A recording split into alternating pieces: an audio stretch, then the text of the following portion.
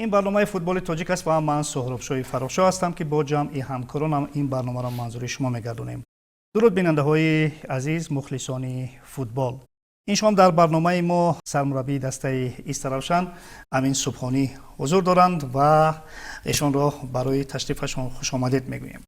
تمدید نکردید شرطنامه را یا از اول از سر قرارداد همین بود که تا همین یک مرحله شما در آنجا کار میکنید؟ خب ابتدا سلام عرض میکنم خدمت شما و تشکر از دعوت شما. همونطور که میدونید تیم استروشن یکی از تیم‌های بزرگ فوتبال تاجیکستان و سر مخلص‌ترین هست. بله. اگر اشتباه نکنم و اینها قبل از من مربی داشتن تا هفته هفتم هشتم که بعد از قطع همکاری با توجه به شرایط تیم در جدول وقت خیلی کمی داشتن و به خاطر مناسبت و علاقه خوبی که ما با رهبریت اون دسته داشتیم با هم صحبت شدیم که ما در اون مقطع چون میدونید نیاز به سرمربیه که پرو داشته باشه. بله. و یکم پیدا کردن مربی در اون لحظه و اون تیم جمع کردنش با اون شرایط که وارد مشکلات بیشتری نشه، ما با رهبریتشون صحبت کردیم که تا همین یک کنکورو کمک بکنیم، ببینیم شرایطو و بعدم هم صحبت بشیم. در حال حاضر ما کامل قطع همکاری نکردیم، ولی کن در اون استراحتی که الان هست در این یک ماهه ما تا یک 4-5 روز انشالله اگر که شرایط خوب بود و اینو ما ادامه میدیم، اگر نه که ما قراردادمون تا همین یک کنکور بوده. خب در همین طول یک ماه دو ماهی که داشتید با عهده شما چی بود؟ یعنی رسالت شما از چی عبارت بود در استروشن؟ ببینید صحبتی که داشتیم اینه که اینا فقط میگفتن ما تا ترانسفر هر چیزی بشه، هر کاری بشه، ما تا اونجا باشیم و با نظر شما فوتبالیست بگیریم، ستاد مربی‌ها رو که شما نیاز داشته باشید ما اضافه بکنیم. واقعیتش من گفتم بذار اصلا کار رو ما شروع بکنیم. ما میتونستیم بگیم از همین الان این فصلی که وقت هست من از الان میتونستم شروع کنم، ولی خیلی زودتر وارد شدم که خیلی زودتر بفهمم، کمبودی ها رو ببینم. واقعیت خیلی صحبتام از بیرون میشده که استروشن شرایط نداره یا کمبودی ها زیاد داره، ولی کن این برعکس بود. یعنی واقعیتش من رفتم دیدم هم از نظر مالیوی، از نظر امکانات، از همه نظر شرایط خیلی خوبی داره امسال و واقعا خود رئیس شهر استروشن ایشون خیلی، من حتی اولین واخوری رو با ایشون داشتم و ایشون قول مساعد داد که همه کارها، همه کمک‌ها انجام بشه. همچنین رهبریت تیم زحمت زیاد کشیدن. تنها مشکل این تیم اینه که من نمیخوام تنقید کنم از مربی چون همه ما مربی هستیم و بله. ولیکن به نظرم اون مربی باید حیات بازیکن‌ها رو قوی‌تر میگرفت. نه اینکه بازیکن نیست، بازیکن هست ولی کم بودن. یعنی باید 22 تا 23 تا بازیکن در یک سطح باشن، ولی متاسفانه شاید سر جمع 13-14 نفر بودن و کمی برای لیگ و برای بازی‌های کوبوک که جام حذفی بود این حیات خیلی کم بود و ما شروع کردیم با همینا، گفتیم کمبودی‌ها رو ببینیم. خب خدا رو شکر کوبوک رو تونستیم 2 بازی اول رو ببریم، به 1/4 بیاریم و لیگ رو به همین شکل ما 3 تا بازی کردیم که یه بازی با استقلال بود و 2 تا هم که مساوی کردیم، ولی که کامل من تیم رو شناختم، شرایط شناختم، ولی از همه مهمتر واقعیتش مخلصای خیلی خوبی داره. بله. یعنی من در 3 تیم سر مخلص کار کردم، هم روشن کولاب حالا مدتش 1 هفته 10 روز و دیدم واقعا حتی در بدترین شرایط تیم مخلصا در کنار تیم هستن. بله. و حتی حاصلات فرخار با بدترین شرایط بود. سال اول که وظیفه من بود نگه داشتن تیم، باز در بر تیم بودن و الان نتیجهشو بعد 3 سال شما دارید میبینید. بله. هم روشن هم استروشن هم به همین شکل. واقعا اون مردم، من اینجا جا داره در این رسانه تلویزیونی ازشون تشکر کنم. واقعا 2 ماه من شاید بهترین لحظاتم با همون مردم بود. در مشقا می اومدن، کمبودی های بازیکن‌ها رو برطرف میکردن و باشگاه رو اونا اداره میکردن. و بسیار عالی بودن، ولکن خب این یک صحبت درون تیم و تکنیکیش اون خب یک گپ دیگه است. باشد. ببینید که بسیار توصیف خوب کردید از دسته استراوشان، از رهبریت شهر، البته از رهبریت کلوب. ما هم میدونیم که در استراوشان مناسبت با فوتبال خیلی جدی است، خیلی خوب میپذیرند. خوب، پس اگر این گونه شرایط ها بود، این گونه بدیل شما بود، پس چرا قرارداد رو امضا نمیکنید، بلکه تمدید نمیکنید؟ ببینید، میگم صحبت بازیکن گرفتنه. من باید ببینم که آیا اینجا یک اگر وجود دارد، نه؟ یک اگر ممکنه مثلا اگه نتونم اون بازیکن ها رو ببین، بازیکن بحث مالیویش هم هست. بله البته. یک موضوع اینه که الان بازیکنی که ما میگیریم هستن بازیکنای ممکن خارجی بیان، اینا کی برسن، کی ما اینا رو آیا در شرایط بازی هستن، آیا روادیدشون، آیا آی تی سی شون، آیا ترانسفرشون، اینها رو من در نظر دارم.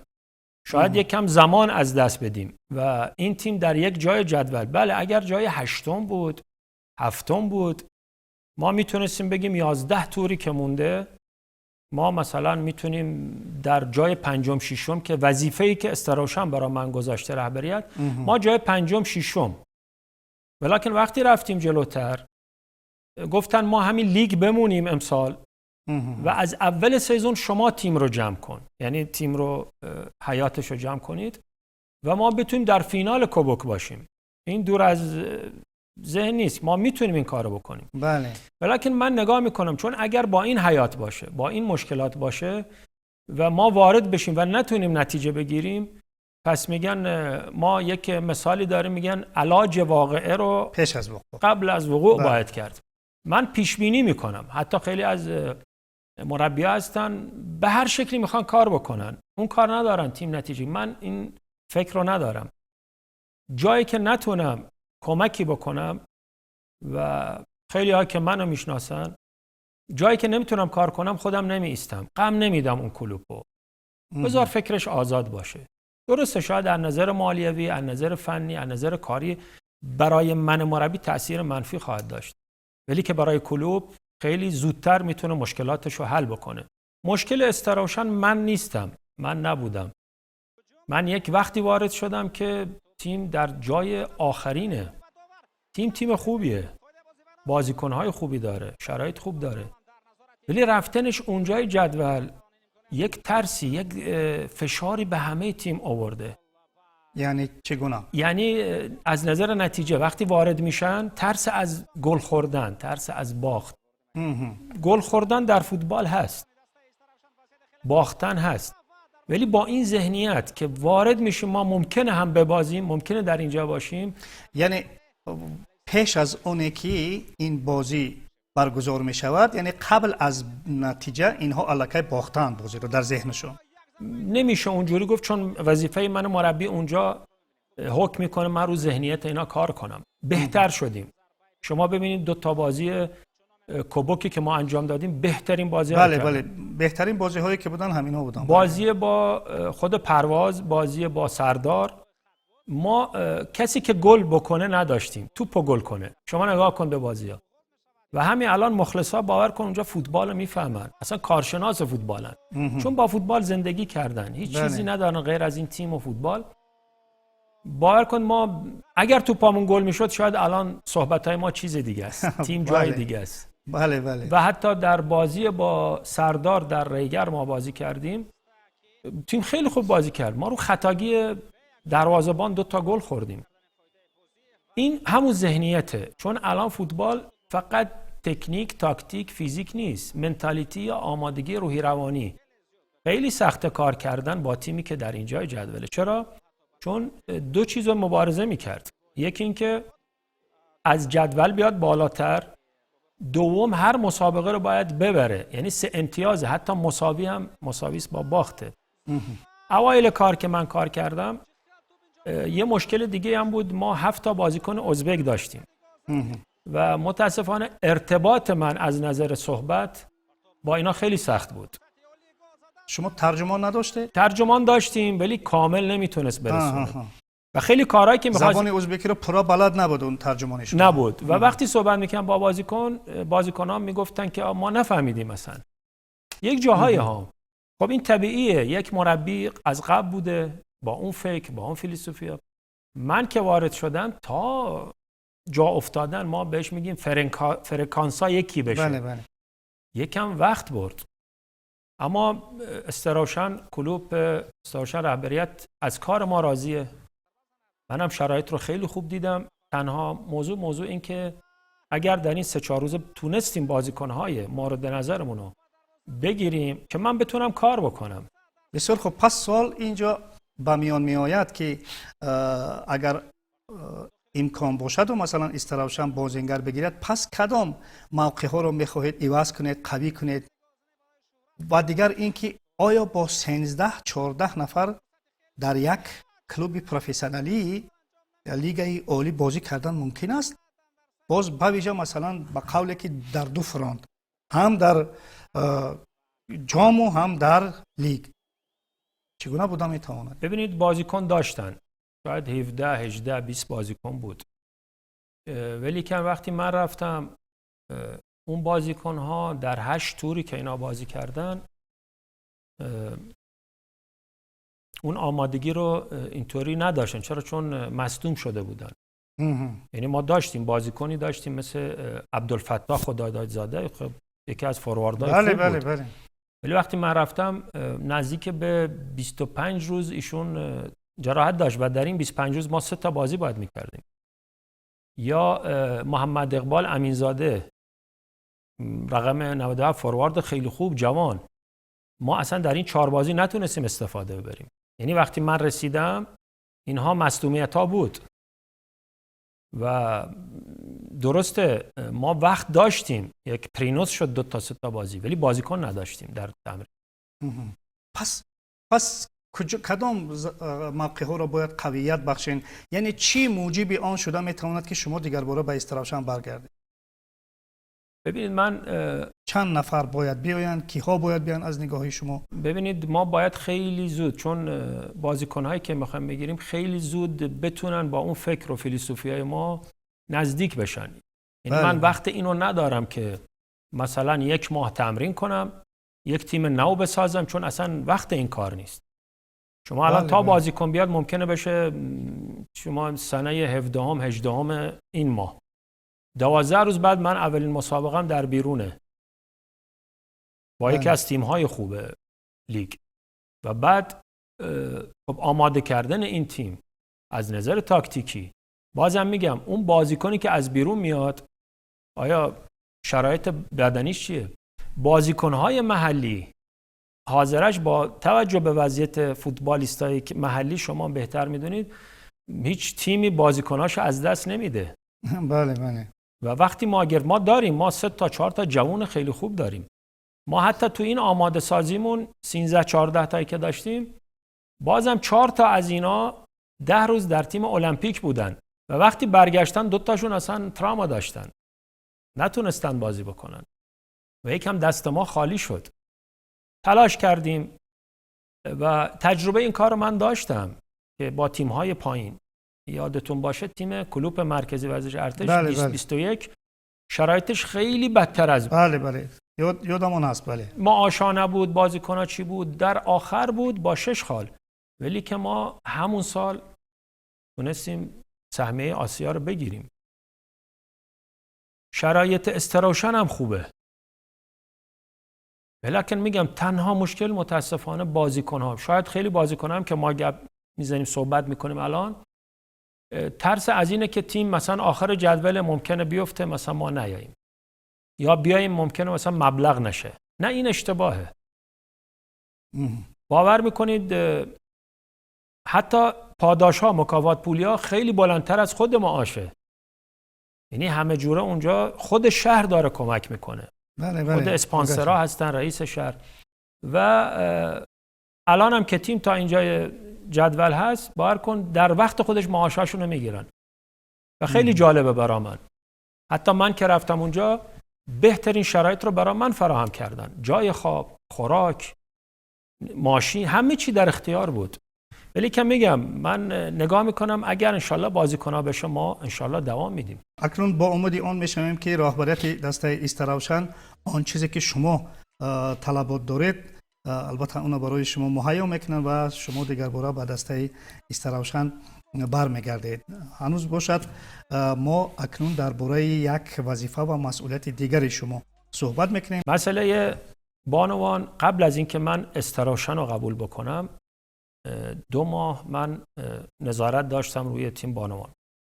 چون همونطور که میدونید از سزون 2027 تمام تیم‌های لیگ برتر باید هم بانوان هم فوتسال و هم آکادمی داشته باشن.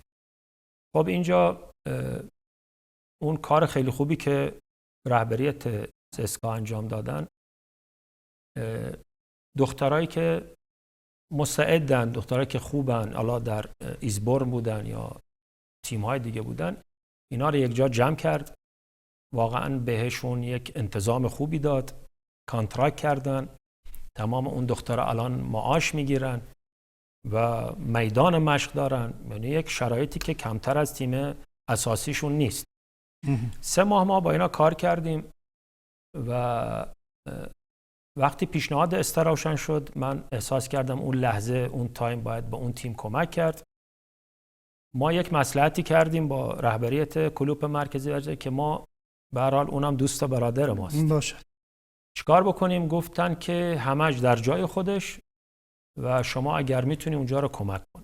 ولکن ما باید سرمربی داشته باشیم چون میخوایم اشتراک کنیم در قهرمانان آسیا برای اولین بار.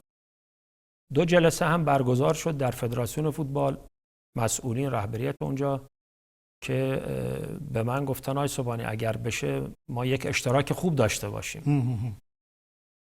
و منم گفتم مشکل نه، بانوان باشه، پسرها باشه، هر جا باشه، من به فوتبال تاجیکستان خدمت میکنم. و به همین شکل استراوشن ما رفتیم، ولکن 3 تا 4 تا گزینه بود. از ازبکستان 2 تا ترینر بود، از ایران و از قرقیزستان.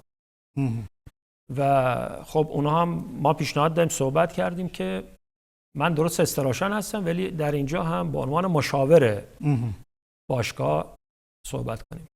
الان که در حال صحبتیم، مذاکره با استراوشن هستیم، 1-2 جلسه ما اینا رو نظارت میکنیم، میریم. اگر اونجا تمدید شد استراوشن که بازم ما همون چیز مشاور داریم نه سرمربی. چی اندیشه دارید؟ مثلا گروه ما تا کجا گروهی مثلا قوی است، تا کجا ما امکان داریم که از این گروه برایم، یعنی در سال اول شرکت در لیگ قهرمانان آسیا ما با چی موفق شده میتوانیم از نگاه شما یک متخصصی که دسته را خوب میدونید همکنون؟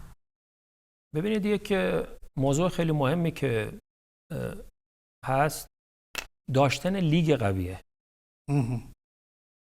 الان تیم النصر عربستان در این گروه، خاتون بم ایران در این گروه و همچنین تیم اتحاد اردن. من دیروز این 3 تا تیم رو که در آوردم، ویدیوهاش و لیگشون و آنالیزشون، و حتی سال قبل 3 تا از این تیم‌ها اصلا تجربه بازی در لیگ قهرمانان رو دارن و بازی ها فکر میکنم در تاشکند بود. حتی تیم النصر با تیم نسف قارشی بازی کرد، بانوان. اینجا به نظرم دخترای تاجیکستان اینجا بانوان هیچ کم بودی ندارن. یعنی باور کنید داریم الان دخترایی که از نظر مهارت بالا، فیزیک خوب، تجربه بازی، چون 80% این تیم دخترایی که در مسابقات کالا کافا یا مسابقات آسیایی بانوان بازی کردن. ولی که میگم یکم لیگ متاسفانه ضعیف هست. الان شما نتایج رو دارید میبینید، خیلی نتایج اصلا فرقیت خیلی بالاست. این برمیگرده به لول. حالا انشالله که تیم‌های دیگه بانوان، کلوب‌های دیگه همت کنن، کار بکنن، این دخترها رو جذب کنن که بتونیم لیگ قوی داشته باشیم و سال به سال قهرمانی آسیا و دخترها بتونن یک نشان خوب داشته باشن. حاضرش این تیم رو ما انشالله نگاه میکنم هیچ فرقی نیست، فقط آمادگیشون خوب بشه در این 1-2 ماه. 1 ماه تقریبا 40 روز خوب بشه انشالله با اینکه میزبان هستیم. بله. تا جایی که ما میدونیم آمادگی رو این دسته در تاشکند میگذرونند. بله، ما یک نقشه هست که بعد از اینکه بازیکن‌های خارجی هم داریم 4 کس اضافه میشن. دروازه‌بان هست، دفاع وسط، هافبک وسط و 1 تا فوروارد، یعنی خط بین ما در نظر داریم.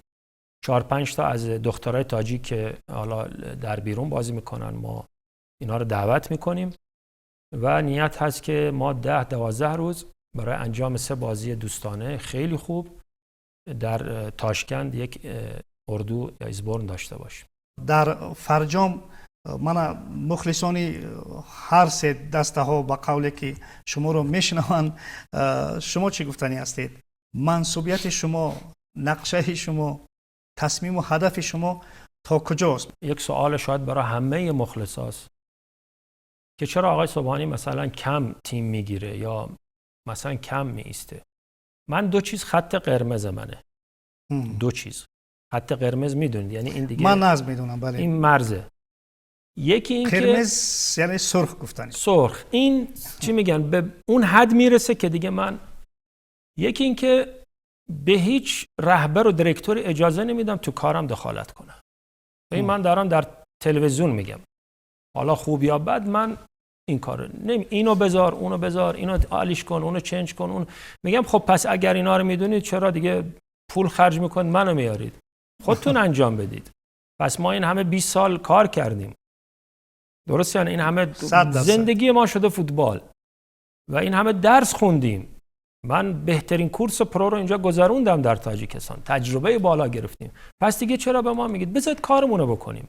من نیاز به وقت دارم، نه اینکه چون امین سبحانیه وارد شده الان اون تیم رو باید 4 تا بزنه، اونو 6 تا بزنه، اینو 10 تا بزنه. زمان میخواد، اون تیم‌ها هم کار میکنن، منم باید ابزار کارم بازیکن در دستم باشه.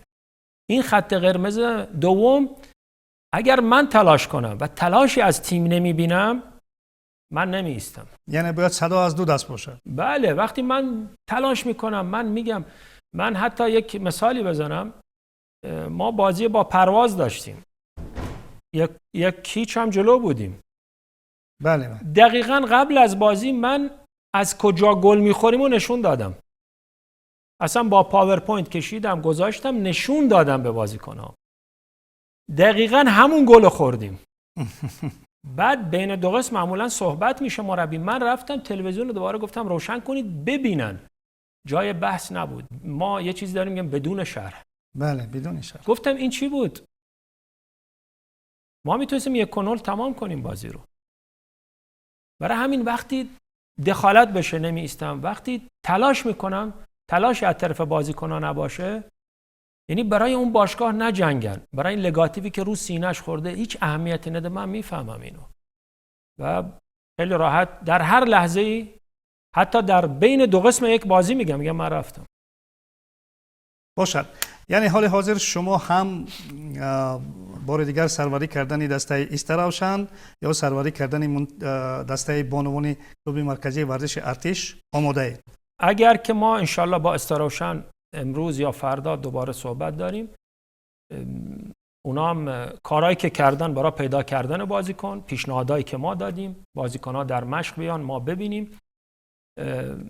یکم یه حالتی است که تیم رو تازه باید بکنیم، یعنی با یک فکر جدید سر کنن، بازی جوابی رو بتونن ببرن، خیلی راحت میتونن 90% در فینال باشن و چه بسا شاید اصلا امسال هم بتونن آسیا بازی کنن اگر قهرمان جام بشن. اگر این باشه که ما دوام میدیم، اگر غیر از این باشه که ما خیلی دوستانه برادرانه با رضایت 2 طرف بدون هیچ ناراحتی جدا میشیم، چون توافق ما از قبل هم بود تا اینجا و از من فرداش برای ما ترینریم نمیتونیم. بله. پیشنهاد هست از فرداش ما با بانوان انشالله شروع میکنیم همچون سرمربی. و اما هر تصمیمی که همکنون امین سبحانی میگیرن البته تصمیم خودی ایشان است، رأی خودی ایشان است، حق و حقوق خودی ایشان است.